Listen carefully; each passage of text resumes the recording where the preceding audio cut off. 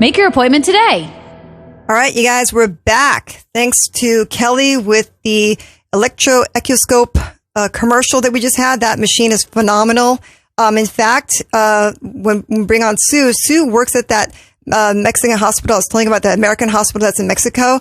That's where I was first introduced to the electroechioscope. It's an energy medicine device, and Sue's familiar with that. And that's how I met Sue initially, and I'm so grateful for that relationship. But instead of me talking, and let me bring her on so that we can start getting into the gut health stuff. So, Sue, are you on? Yes, I'm here. Yay! Hi, Sue. How are you? I am great. How are you? I'm fantastic now. I think I talked to you about what happened to me last week. I'm feeling much better, thank God. That's good to hear. That's good news. I was just telling him, when something like this happens, it's really good to have in your pocket a really good registered dietitian, especially with you being more around the functional, nutritional factor, not just regular registered dietitian. You understand the human body so well that you're able to give really good sound advice as to how to get the body back into balance. Your gut is so valuable. It's terrible when something happens that you realize, oh my gosh, I got to be more sensitive to what I'm doing to myself. Yeah, sometimes it takes something like that to just wake us up and make us pay more attention to what we're doing. Oh, yeah. Yeah, for sure. I mean, it's crazy. And I know you deal with this all the time with where you work. Tell me a little bit about where you're at. I know where you are, but the audience has no idea what an exceptional place that you work. Tell us about the Genevieve Medical Institute. Yeah, well, I do work at Genevieve Medical Institute. I'm the director of nutrition there. I'm also in charge of the kitchen and the organic garden, and that's kind of a big deal. I'm learning a lot more about gardening than I ever knew, so that's kind of fun.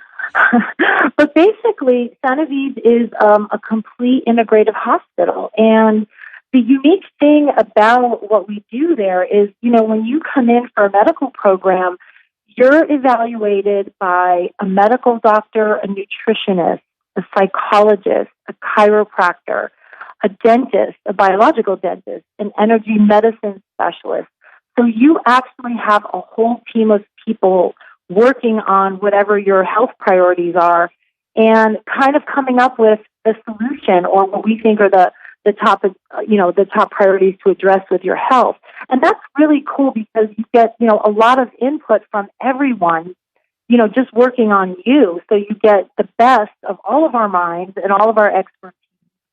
And I honestly think that is one of the best ways to practice medicine. I mean, we figure things out and we get people well, which is so exciting. Well, I found what was so interesting when I was there, that you guys actually have a meeting. All the doctors that are assigned to that patient, you guys all sit down and discuss that patient's case to figure out, really, are you guys on the right track in aiding to that person's well-being? And I found that to be so effective because everyone's on the same page. Everyone knows the current condition of that patient. And when you guys design something or prescribe something, it's actually all uniformed, agreed. And that's really impressive. Yeah. And the funny thing is there are not many places in the world where your practitioners talk to one another. Right. I mean, where else does your dentist talk to your doctor or your psychologist talk to your doctor? So, and that's what's so valuable when we have our medical meeting and we discuss each patient case. That's where, something that you told the chiropractor, but you may have forgotten to tell the doctor, it comes up, and so we don't miss anything. And so I really love that, and it's truly an exciting way to practice medicine because, again, you're working with an entire team on a case, and you feel like you've got the best minds at work. Yeah, I wish we had that here in Hawaii as well as most states, because I think the patients would benefit so much more when it comes to the quality of care, because right now the doctors here, the Western medicine doctors, are running around with their, like a chicken with a head cut off. They are trying so hard to catch up, and they have a hard time with the amount of clients that they have to see, patients that they have to see. It's just not enough time for them to really give the kind of quality care that they probably want. Yeah. And quality care comes in a lot of different forms. So, we also provide a healing diet, all whole foods, organic. We have a full spa and spa therapies that are not only for relaxation, but they're actually medical therapies that kind of enhance detoxification Right. and lymphatic flow and things like that. So, it's a great place, and I'm really excited to be part of that for the past 10 years. Oh yeah, I mean, and plus you're doing so much more when it comes to beyond the hospital. I mean, you and I were talking about our connection to Los Angeles. You were a trainer. I mean, obviously with your degree, Yeah. you're like a really well-rounded health and wellness specialist. I mean, you're just somebody that just really gets the human body so well that whenever there's an opportunity out there, and trust me, I'll be an advocate for you to educate. I think people should, sign up and listen to you because you've experienced not only the average person, but you've also experienced the really sick. Yeah, that's kind of interesting because my career started in corporate America when I was managing the fitness center for Mattel Toys, and I was there for about 15 years. So yeah, that's pretty much representative of the average person. But then, yeah, you're right. I went to an international hospital where I did see patients from all over the world. So that's kind of cool because you get to see a lot of different things, and it actually enhances your learning. So I've learned a lot, and I'm still learning. I'm learning every day, which I'm always so excited about. And then I'm really excited to teach people what I know. Oh yeah, I mean that's like passing the torch. I mean, you've been doing this for a long time, so have I. And whenever we have an opportunity to educate the next generation coming up to help others, it's such a privilege. And I know that for you too, it's an honor to be able to share your knowledge with others because it'd be such a waste not to, right? I mean, you went through so much to get to this point of experience and understanding the human body at a level that maybe even some doctors don't even know because you're really specific to, certain aspect of health and wellness. Doctors are specialists where they get the whole general education, but then they go into a specialty, let's say of, like we're going to talk about digestive system or the heart or, your brain, things like that. Right. So like you said, you have to have multiple people get together to get that one answer. It's a different story when you're providing nutritional, advice that most people still don't get. Yeah. And there's just a lot of, misinformation out there. There's a lot of trends in nutrition and in fitness. I'm sure you're aware. So, I mean, that's when we first met. We were kind of talking about our fitness careers and yeah, when you're in fitness, you kind of gravitate toward nutrition too, because it kind of goes hand in hand. I mean, those are two things that go well together. So yeah, I wanted to learn more about nutrition because I saw that the standard things weren't working for everybody and needed to know more, which is what got me into functional medicine, because then that goes even deeper to the root cause of things.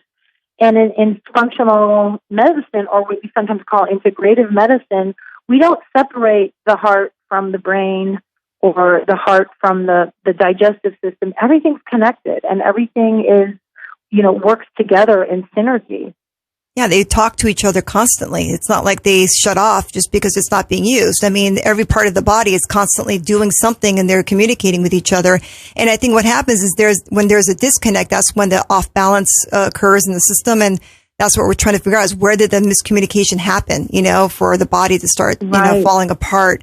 So speaking of which, originally during the caveman time, they said that the gut was the first brain. And then when we discovered fire and we were able to cook our food and digestion wasn't the major uphaul for our body system, the brain developed and that became the first brain type of thing. But they're saying that our gut is our first intelligent brain, so to speak. So I know gut health is probably the most important aspect to getting our body to function, or at least getting it to somewhat balance. So I know that I have questions here, but most people don't understand what gut health is. Can you give us a general idea of what it is? Yeah, sure. Well, when we refer to gut, we're actually referring to our digestive system. So gut health just means the health of our digestive system. And there's so many reasons why it's important and why it's the foundation of good health. So three main reasons. And the first reason is the gut is actually our gateway into our body. So everything enters our body through food we take, through water.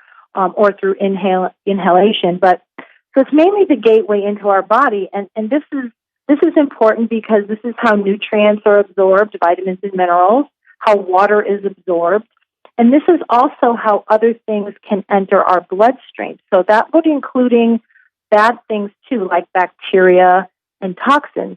So, for example, if you have poor dental hygiene and you have a lot of excess bacteria in your mouth, you could be swallowing bacteria that's going into your gut, and that can get into your bloodstream, and I'll explain a little bit more about that in a bit. But so this is how things are entering us. So it's really important that we recognize that. And then next, it's really important to know that about 70% of our immune system is actually in the lining of our gut or the lining of our digestive tract. So with all this talk about strengthening the immune system, I don't think anybody's thinking about their gut.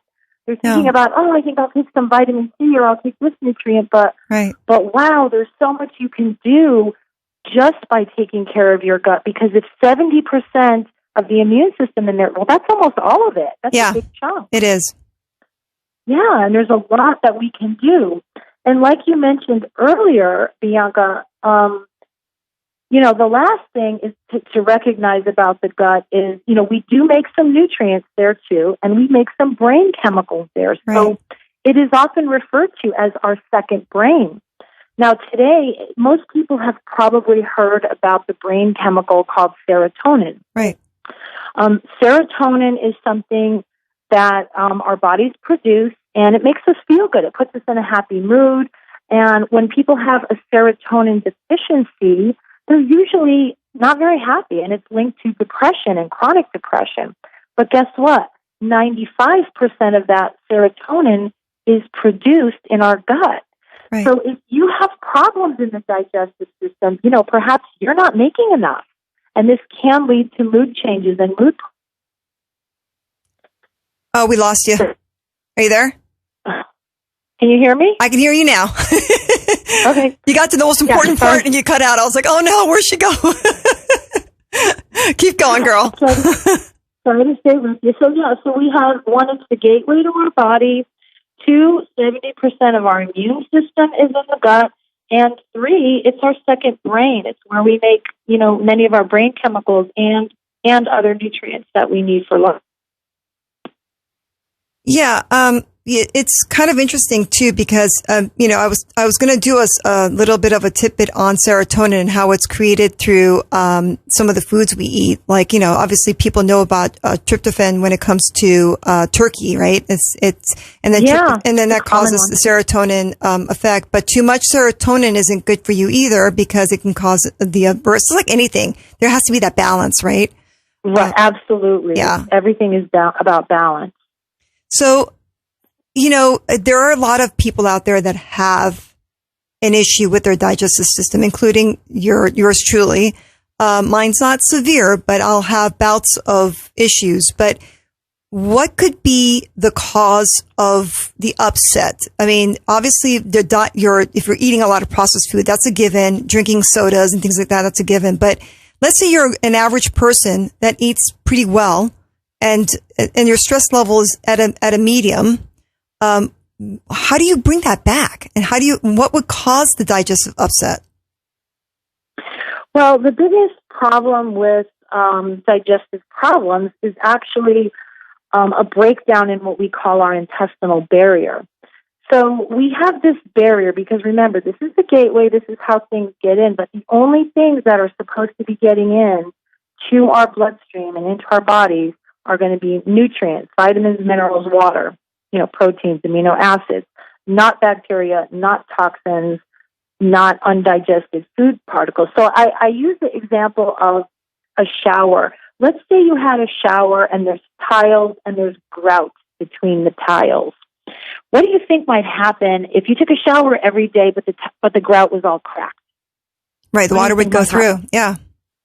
Yeah, and then what would you have? Probably some, horrible mold growing in your walls. So the intestinal barrier is kind of like that.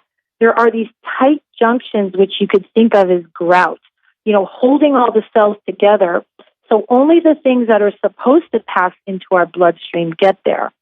And then what ends up happening is a lot of our lifestyle habits break down that barrier. So, for example, like you had already mentioned, heavily processed foods, alcohol, soda, but more important, medications, including antibiotics and just regular aspirin can do a lot of damage.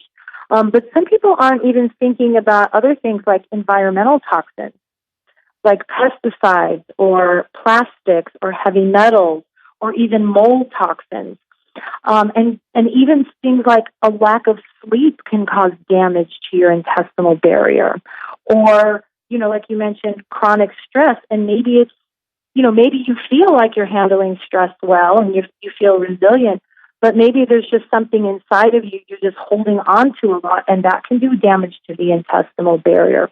So there's so many things that can break it down, and then that permits things to get through through that barrier into our body, into our bloodstream.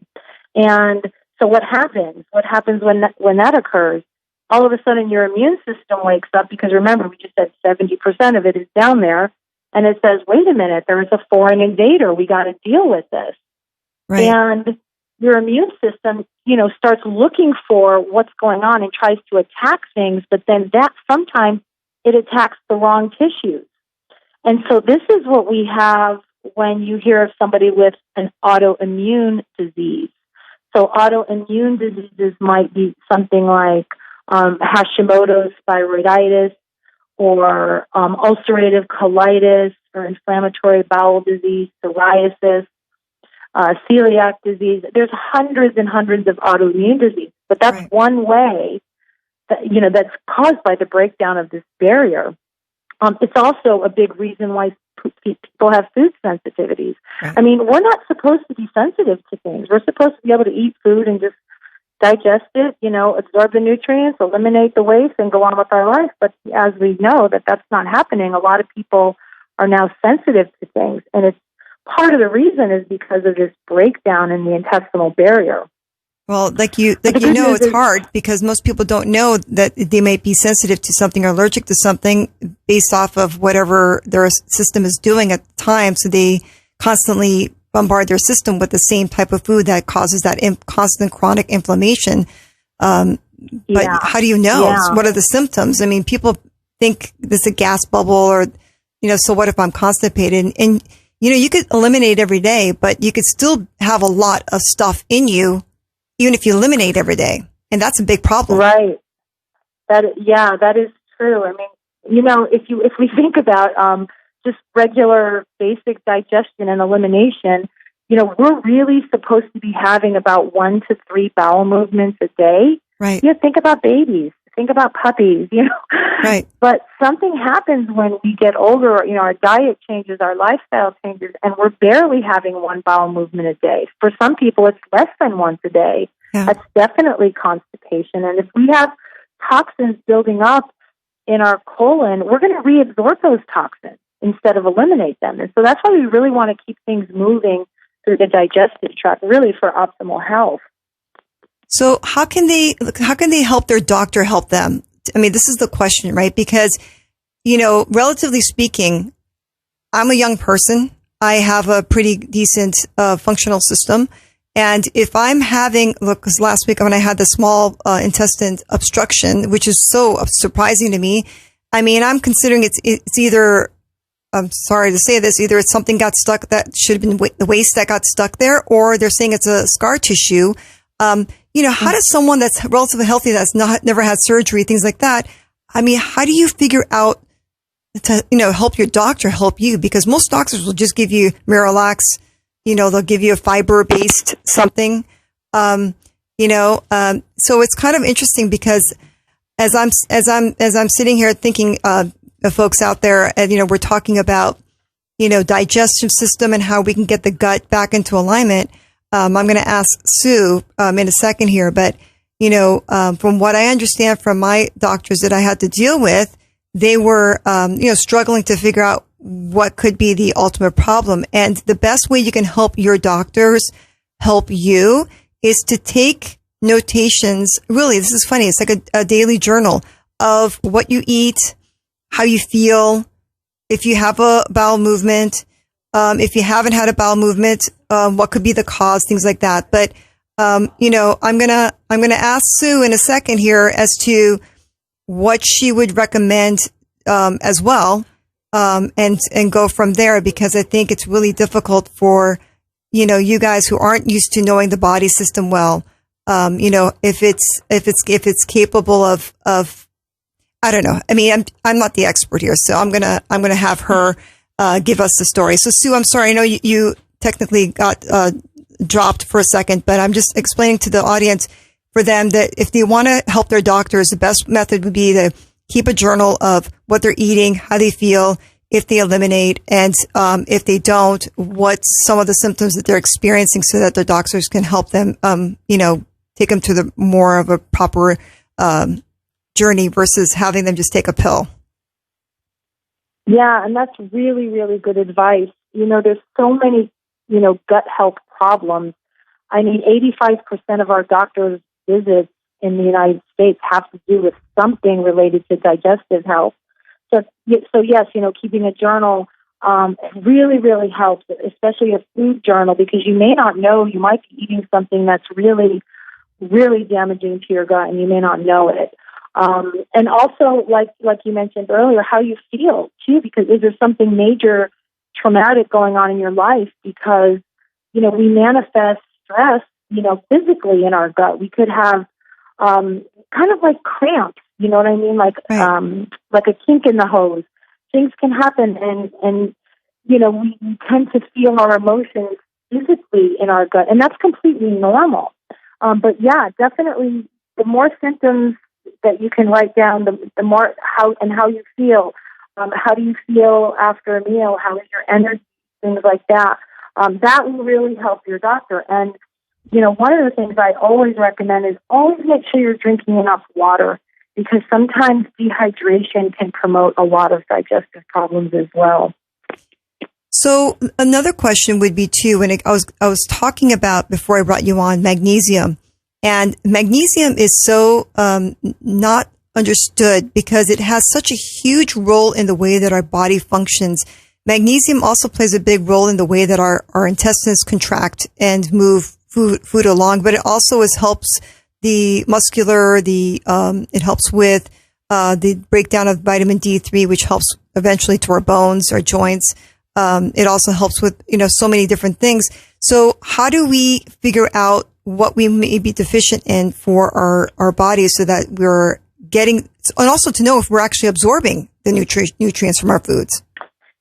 Yeah, and that's possible. You may not be absorbing nutrients from food. So magnesium certainly is, essential. And if you are experiencing constipation, magnesium could end up being your best friend for sure. And, I usually recommend to most of my patients, take the magnesium about 30 minutes before you go to bed at night, because it's also helpful for relaxation, and it may help you sleep better.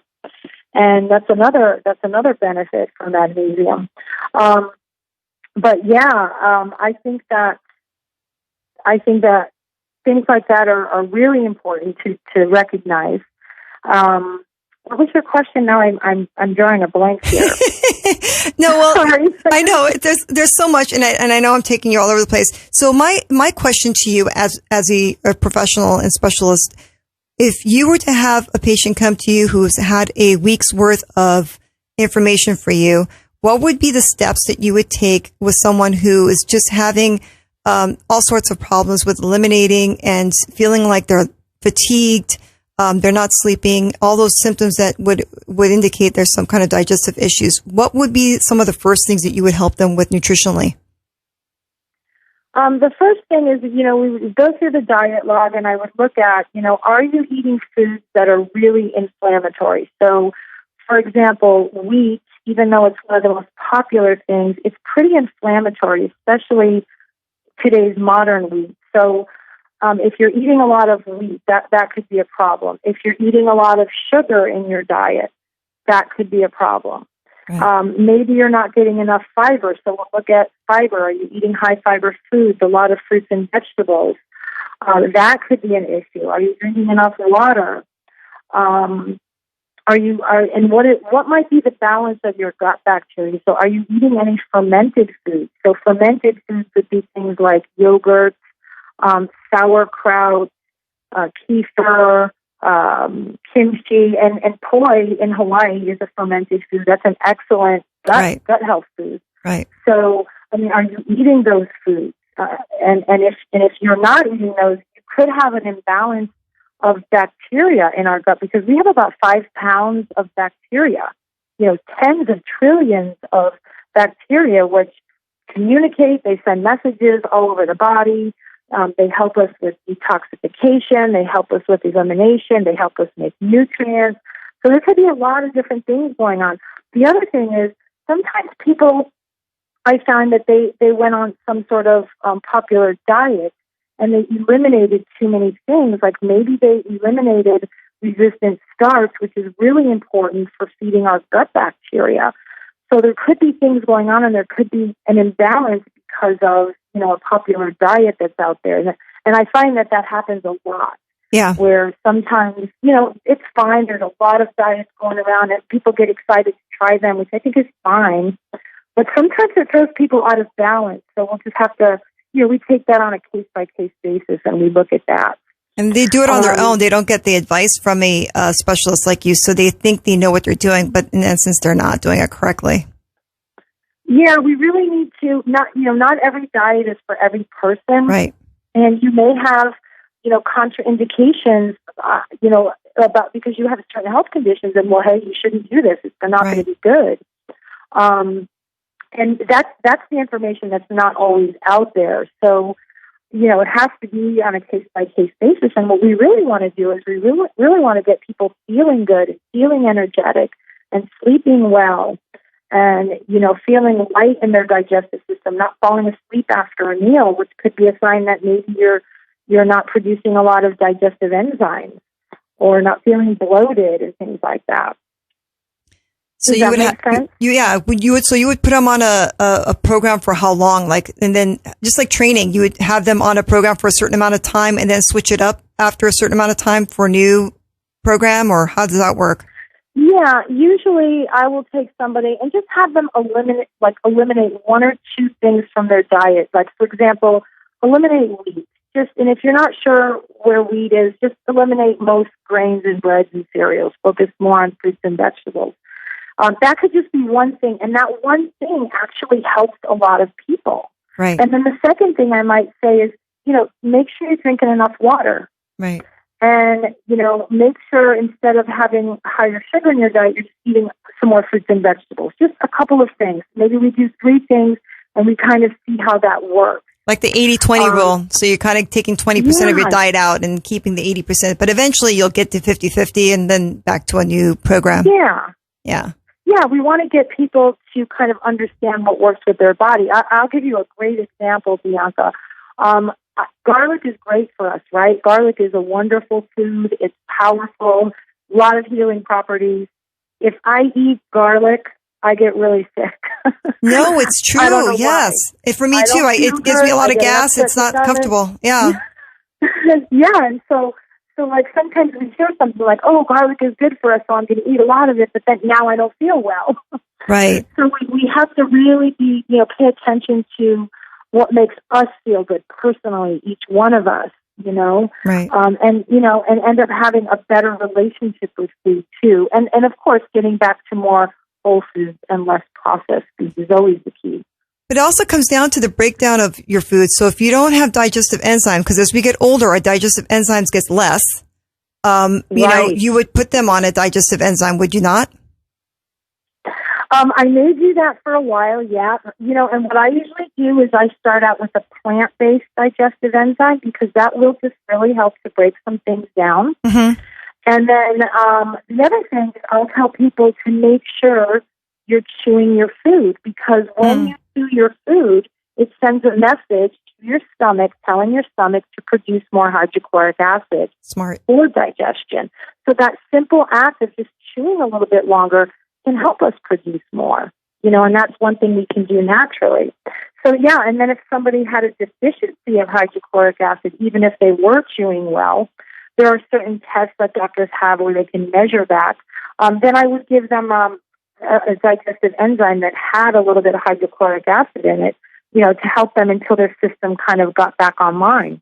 So that's a really interesting point. I wanted to know, for me too, because I'm researching this and I'm thinking maybe I don't have enough of it in my gut, my stomach, for me to have maybe acid reflux or whatever it may be. How do you produce, besides chewing, is there a supplement that we can take to produce more, how do you pronounce it? Hyaluronic acid? Hydrochloric acid, yes. What do you take to make that more abundant?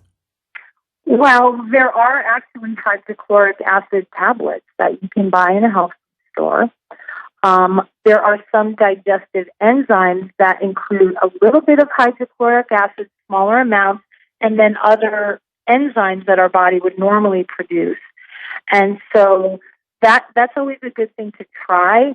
If you're not producing enough hydrochloric acid, you will feel pretty full after a meal, even if you're eating a small meal, and you might feel bloated, just kind of lethargic.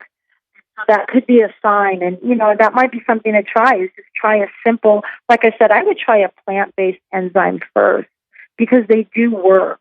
So, for example, if you took a plant-based enzyme and you crushed it up and mixed it with some oatmeal or some yogurt and just visually inspected it for about 5 or 10 minutes, you would see that got a lot thinner and more watery from the enzyme breaking everything down. Interesting. So it does that in your body. And so sometimes we need a little help, especially if we're not eating the best diet or we have a lot of chronic stress in our life. And, it seems like there's a lot of stress in the world right now. Everybody's digestive system really should be a mess right now. Right, I know. It's crazy. And I think a lot of people do have an emotional response with their gut, so it does cause you to have that upset stomach, or that, slight acid reflux after eating because you can't quite digest it. So I just, people go to like Pepto-Bismol or something like that just to kind of calm their stomach down, or even Tums, which is the wrong thing to do, as research is coming out that it actually reduces the acid in your stomach and it doesn't help with absorption of calcium and things like that, which is what we need. So what would you recommend if someone has a reflux? Would you recommend more enzymes? Is that what you're saying? Well, enzymes can be a start, but if you're having reflux, one of the things, you have to almost know why you're having. There could be a variety of reasons why. Sometimes it's just we're eating too much food and then we sit down. So we always want to make sure that after you eat a meal, first of all, you don't stuff yourself. The stomach is really not that big. Right. And then after your meal, remain in the standing position for about 15 minutes. Either stand up and wash the dishes or go for a really short after meal walk, just so everything can go down. And, gravity brings everything down and helps the digestive process. So that can be something that's really helpful. But you almost have to know why people are having heartburn. Another thing you could do is if it is feeling like that, you could drink some pure aloe juice. Okay. Look for something that's unsweetened or, has minimal sugar. And aloe is great for the digestive system in terms of soothing and coating and reducing those uncomfortable feelings after a meal. Could someone be allergic to that? Could someone be allergic to aloe? I mean, is that possible? Oh, yeah, someone can be allergic to just about anything nowadays. But if you get a good quality aloe, unsweetened aloe drink, it should be fine. What about straight from the plant? Also, yeah, there are ways you can use it straight from the plant, and I don't know. That's not my specialty. I was asking that because some people do use it. You can use it internally. There's a bitter compound in aloe, though, and I think sometimes when you get it already processed, they remove that bitter compound. Gotcha. And it's easier. Also, the other thing that really helps is chamomile tea. That can be very relaxing and soothing for the digestive tract. Sounds simple enough. Because Hawaii is filled with a lot of aloe vera plants, and there's a lot of aloe products now, so we're lucky that way. What about certain types of fruits? I mean, I was told that I have to go on a soft food diet, so that would include, and I'm afraid to eat some vegetables. So people that don't understand, because it's fiber, That could also cause bloating if you're not careful. What would you recommend for those? Right. Because we have a lot of elders here too who are very sensitive to the foods that they eat. What would you recommend with vegetables and fruits? Yeah. Well, everybody is always encouraging us to eat more vegetables and fruits and raw salads, but raw salads are actually quite hard to digest. I mean, It's a lot of fiber to break down. So cooked vegetables are a little bit better when you're struggling with some digestive issues.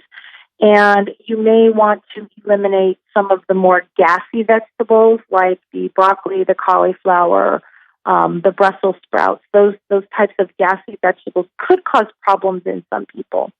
So things that would not cause gas that would be wonderful would be like asparagus right now being in season, or green beans are great, carrots,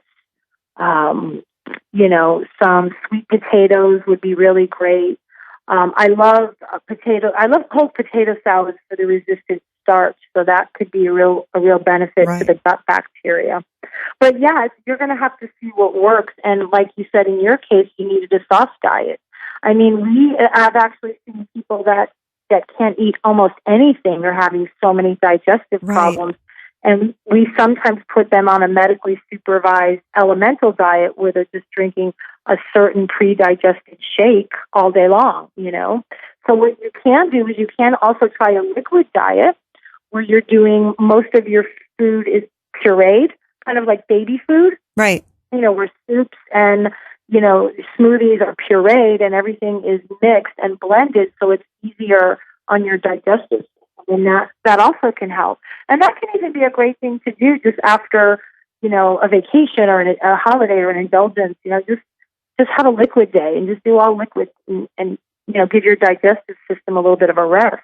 And then what about fasting? I mean, there's this, people are going through this craze of fasting, but fasting does have its benefits, correct? I mean, it does give your digestive tract a break. Don't do it all the time for those who don't know about fasting, but to do it maybe once, so often, it might help give your body a chance to kind of regenerate.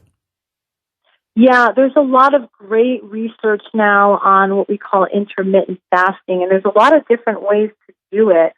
So the simplest thing to do is just a 12-hour overnight fast. So you stop eating at 7 p.m.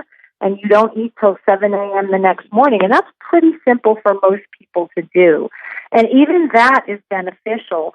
But a lot of research is showing now that if you just extend that a few more hours and did a 14-hour fast, let's say you stopped eating at 5 p.m. and you didn't eat till 7 or 8 the next morning, that actually is really beneficial, And then remember, when we're going to sleep, we don't have a stomach full of food.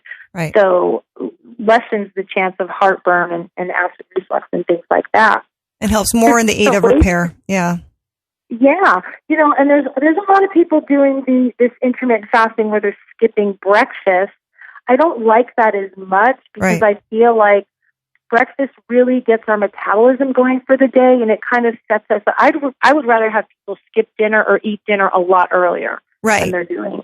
Right, but most people most people entertain at night, so they like to eat their meals at night. So that's the hard part. But it's a choice thing. You may do it if your mind is set to doing it. It's just creating that lifestyle. Yeah, and you don't have to do it all the time. You can do it 3 or 4 days a week. You don't have to do it 7 days a week. So you can just start bringing little parts of fasting into your world. Even just doing an overnight fast, even 4 days a week. If you're not doing it now, it just may be beneficial, and you might experience some benefit from that. Yeah, anything that gives your body a break to heal and regenerate, it's always a good idea because we're always on the go, and it's always a good idea to just kind of calm down for, even if it's a few hours, it makes a difference. Yeah, I agree. So I wanted to say too, so that the audience understands, you do have programs set, right? You do educate it all over the world. I mean, and because we live in a digital age, you have a program coming up soon, do you not? Yeah, I do. And part of what I've done for the past 5 years is I've educated health coaches, personal trainers, doctors, nurses. I'm really really passionate about giving people the right information so that they can pass that information on to other people. And even if you're not, let's say, even if you're not a trainer or a health coach, but let's say you're an influencer. Let's say you're that person in your family that is always trying to get people to eat healthier. Well, then you're an influencer. And yeah, I have a program that's really comprehensive coming up. It's called Yellow Brick Road to Extraordinary Health. And that's an online program that's starting July 6th. And each week I go over certain things, starting with the basics, starting with the foundation. But we also cover aspects like having a healthy home, getting good sleep, why dental health matters, things like that, why physical activity is important. So you get a very well-rounded education so that you can give really good information. And one of the things I'm really excited about is I've never done this before, but anyone who... Oh, you just broke up. Say that again. Anyone who takes the program is going to have lifetime access to the content. So as I update the content and research changes, you'll be able to log into your account and go, oh, hey, this is new and this is different. And I'm going to be building a huge question and get answered. So it'll be a great place to go and check on things. Like if you want to know, well, what about this new diet? What's going on with it? So I'm going to do behind the scenes work. I'm going to do all the research and then pass on the good knowledge to everybody. That's great library of resources for your health and nutrition by someone like you. That's a great resource even for someone like me. Like I said, you work with a lot of health professionals out there. So it's called Yellow Brick Road to Extraordinary Life. You said health, extraordinary health. Okay, and is there like a website? I believe there's. Yeah, actually, you can find it on my website, which is sue-ward.com. I also have a recipe blog. I have articles up there. But join my mailing list, and I'll just keep you informed of anything that comes out anytime I'm having a program. Sometimes, I'll have a program, and, maybe you can't do it right away, but you'll be able to do it at your own pace because you'll have it all right there online for you. So, it's sue-ward.com, and I'm starting that course July 6th. July 5th. Okay. So we have some time not time, but we have enough time to get registered if you want to. Yeah. So is this like a certification of a completion when they join your group? It's not really, I didn't really want to get into certification, and if someone's looking for certification, then that's probably not what they want. Okay. I am really looking to get people good, solid information that's all in one place. Okay. Just a really good, that's grounded in science. So, a lot of scientific resources so you really know, because there's just so much controversy out there in nutrition and health right now. There's so much that can really confuse people, and even people in my family. I find that I'm always like, hey, no, you need to go on my website because I just wrote a blog article on this or something. So, I'm just more concerned with getting the information out and getting it right, so that we can pass on information to others and be really sound in our advice. Well, I'll tell you what we'll do, Sue, if you're up to it. I want you to be my go-to nutrition expert, if that's okay with you. Maybe I can bring you on again and we can talk about diabetes and health or cancer and nutrition and things like that, because I think the more specific we get, the more we're going to be able to help people. And at the same time, I'll be able to help people get to know you and also bring them to you when it comes to their resource, because honestly speaking, I don't know of a more qualified registered dietitian than you when it comes to understanding the body and what we should eat. And I want to send my people to the right person if I can. And knowing what I know about you, I think you'd be really, and you're accessible. It's not like you're on the other side of the planet. You're somebody that they can reach out to digitally even. So, I think this might work out really well. Absolutely. Absolutely. That's my passion. I want to teach people. I want to get people healthy. The more, the better. The more we can enjoy our lives. Well, you got Hawaii people on your side now, so that's all the way from Mexico to Hawaii. we ran out of time, which I hate this part because it's such a great conversation with you. But like I said, you're not far, so I will reach out to you again. But Your website is Sue. Thank you for having me. Anytime, of course. Thank you for coming on. Your email is sue@sue-ward.com, correct? Correct. Okay. So if people want to reach out to you there, they can. Your website is sue-ward.com. Yep. And then guys, I will have this on YouTube as well. My YouTube, befitforhealth.com, and I'll put some of that information on there as well. I do have my podcast, on my website, befitforhealth.com with number 4. So that if they need to listen to it again, Sue, and as well as you, if you want to, listen to it again, it's going to be there. But I want to thank you so much, Sue. You're awesome. For coming on. Sue Ward, pleasure. Everyone. She's the best when it comes to your health and well-being. So, thank you, Bianca. You're awesome. And I wish you all the best. Give my best to everybody at Genevieve, and we'll talk soon, and, we'll get everybody healthy together. Okay. Yeah. You take care. Okay. All right, dear. All right, everyone. You guys have a great rest of your weekend, and I wish you all the best.